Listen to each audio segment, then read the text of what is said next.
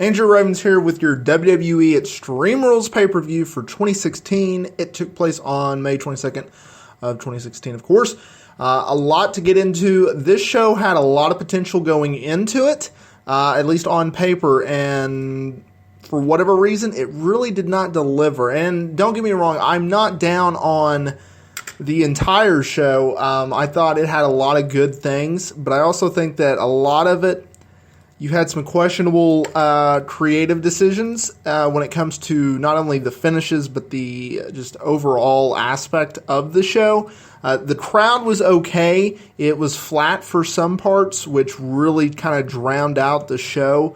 And some of the match times were a little questionable in terms of some matches were way too short, some matches was way too long, and it kind of hurt the flow of the show. Not necessarily to like a death point, but they could have done a little bit better job in that aspect. The pre-show was the pre-show. You basically just wait around for 45 minutes until a match happens. That's kind of what happened on this one. Baron Corbin went over Dolph Ziggler in a no disqualification match. Once again, not bad, not great. It was just a match, and it was what it was. The pay-per-view actually kicked off.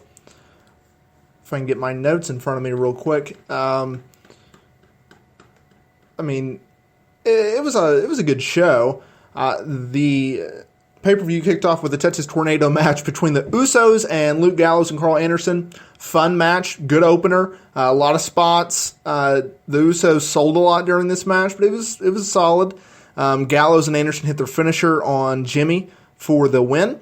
And then the next match was the United States Championship match between Kalisto and Rusev. Rusev went over in this match. He dominated pretty much. Kalisto did a little bit of a comeback, got cut off again, was slammed on the apron. They kind of did an injury spot where the referees were checking on him and telling Rusev to back off. Rusev locked the accolade and won the match. It was fun. New Day cut a promo in the ring about the Vaudevillains, and then the tag team title match came about. New Day retained over the Vaudevillains, as everyone expected. They did tease that the Vaudevillains would win it, but Xavier Woods kicked out of it. And Woods actually hit a running knee to Simon Gotch to retain the titles. AJ Styles cut a backstage promo basically saying that he would become WWE World Heavyweight Champion. And then really the second best match of the night and a highlight of this show was the Fatal 4-Way Intercontinental Championship match with Miz defending against Kevin Owens, Cesaro, and Sami Zayn. Very, very fun match. I thoroughly enjoyed it. I recommend y'all go check it out if you did not watch this pay-per-view. A lot of spots. They got several minutes in this match, and it was well-deserved. Miz actually picked up the win on this. He did retain his Intercontinental Championship. And very, very fun match. And then this is kind of where the pay-per-view kind of died, which was a little bit underwhelming because a lot of people were looking forward to this match. A lot of people had very high expectations. Some people thought that this would be the match of the night, and it did not deliver whatsoever. I don't know if it was just the crowd or the plotting in the match or that the match was 26 minutes long. Personally, I am not a big fan of long matches unless it's like the main event. But this show just never really clicked. And it was the Asylum match with Dean Ambrose and Chris Jericho. They used all the weapons, and basically the Asylum match was a steel cage with weapons hanging above it. It had a straitjacket, fire extinguisher, kendo stick, nunchucks, tacks, you name it. And the crowd really never came alive during this match. It was a little unfortunate, and as a viewer and someone who was covering it, I had really high expectations, and it just really never delivered. They used all the weapons. They did a bunch of cage spots. Jericho was dressed up in jeans. You know, he was there for the fight. The fight just did not deliver, and that's unfortunate. I'm sure these guys, they really, really tried to get a good match out of each other. They've had good matches in the past, but it just never clicked, and I don't blame that on WB or the crowd or the wrestlers. It just didn't click in this blow-off match. And basically the finish of the match came when Jericho was put through or put onto the tacks. He sold it very well. It was in his elbows, his back, stuff like that. He was bleeding. We got some blood in a cage match finally. And then Ambrose hit his finisher, which was the Dirty Deeds, to Chris Jericho on the thumbtacks to pick up the win. And this is really the blow-off match for this current feud, which is nice. Those guys had a very good program. I thoroughly enjoyed it. It was a slow build, but it worked. And onward for those two. Up next was the Submissions Women's Championship match between Charlotte and Natalya. And basically, obviously the submission was a stip, but also the other stipulation was Ric Flair was banned from ringside, and if he did appear at ringside, then Charlotte would forfeit her title. They never got clicking, right? We all know about the famous NXT match that those two had a couple years ago. Both really, really good workers. The crowd was flat on this. I don't know why. I personally could not get into the match. I was trying. I just could not. And the finish actually came when Dana Brooke came out with Ric Flair's music. She was dressed up like Ric Flair with his robe. And then she disrobed and revealed herself, obviously. This distracted Natalya, and Charlotte actually came behind her, locked in the figure eight submission for the win. And then after the match, not only Flair, but Brooke and Charlotte celebrated in the ring, and they had a little nice moment.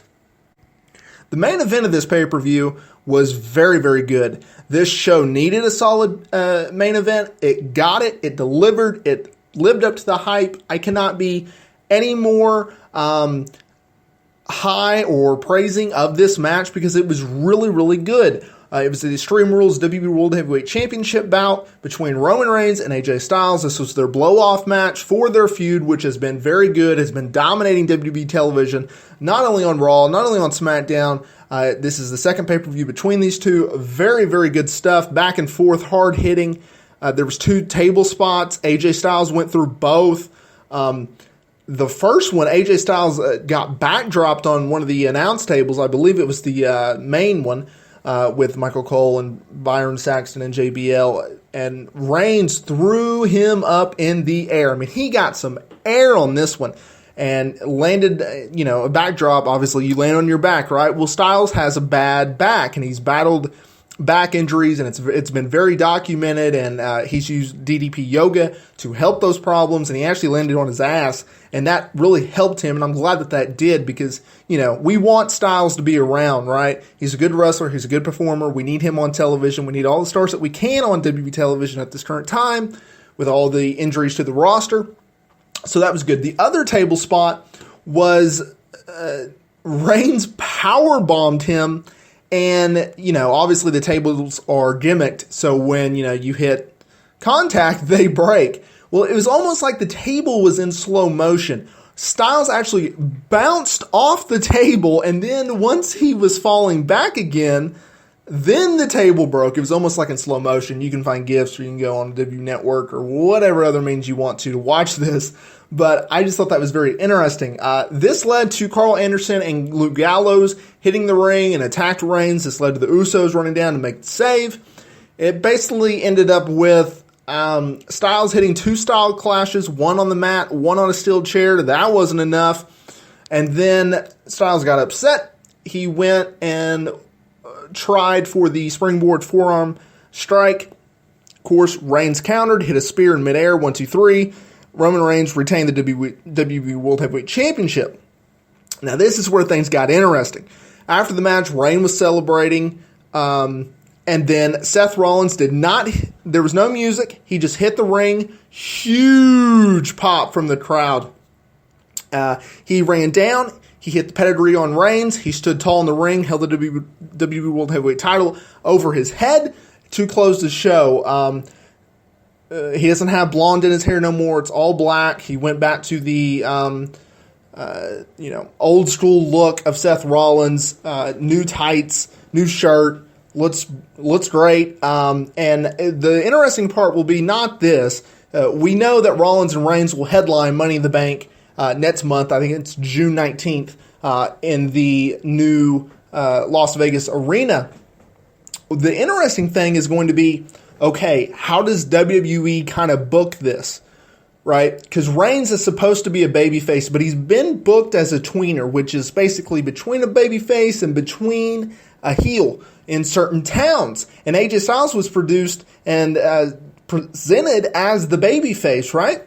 So you have this returning Seth Rollins, who is usually a heel on WWE TV. That's the last time we saw him back in November before he tore his ACL and MCL and something else.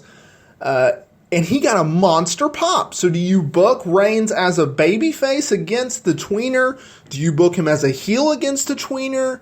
How do you do that? That is up to WWE Creative. But either way, this show was not the greatest, but it had really two good matches that I highly recommend.